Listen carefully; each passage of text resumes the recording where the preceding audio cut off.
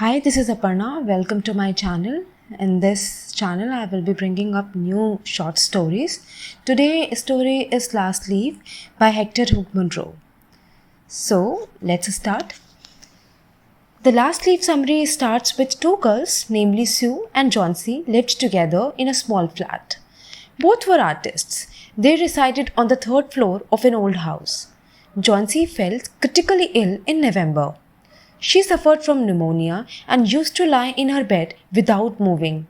She continuously gazed out of the window. Sue, her friend, became very worried. She called the doctor.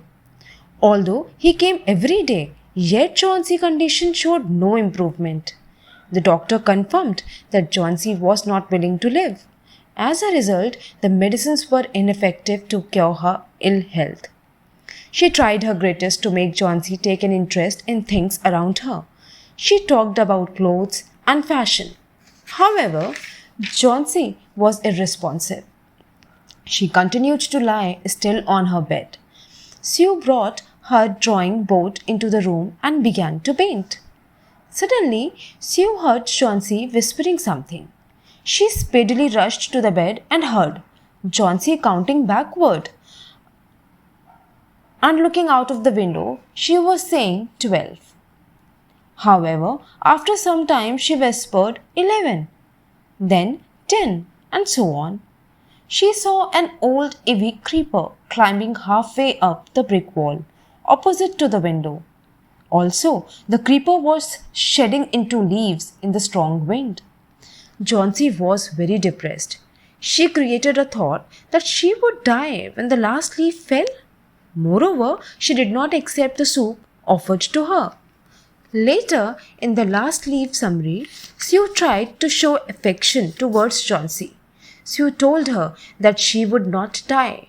She kept the curtain open as she needed the light to complete her painting. She desired to fetch money for them by selling it. Sue pleaded Johnsy not to look out of the window. Also, she told Johnsy that she would not die. She has to live for her friends. Moreover, Sue would become lonely without Johnsy. But Johnsy was sure that she would die as soon as the last leaf falls. She added that she would sleep after the last leaf falls and would sleep forever. Sue was very worried about her friend's condition. She was helpless. She rushed to the ground floor to seek help from a 60-year-old painter. His name was Behrman. His lifelong dream was to paint a masterpiece.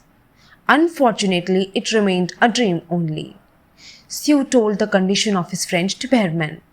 She refused to eat and continuously looked outside the window.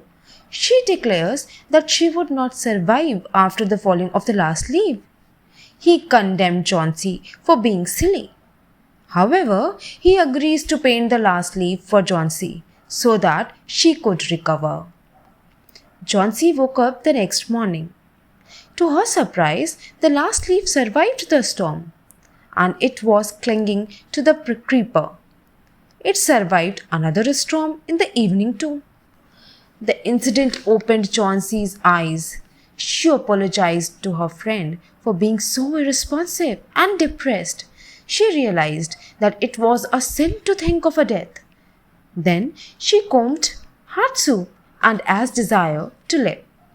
The doctor arrived. He told about the improvement in her health. He added that she would recover soon as her desire to live was back. Sue went to see Behrman. He was only 2 days ill. However, he dies of pneumonia contracted while being out in the wet and cold. Sue tells this news to Johnsy.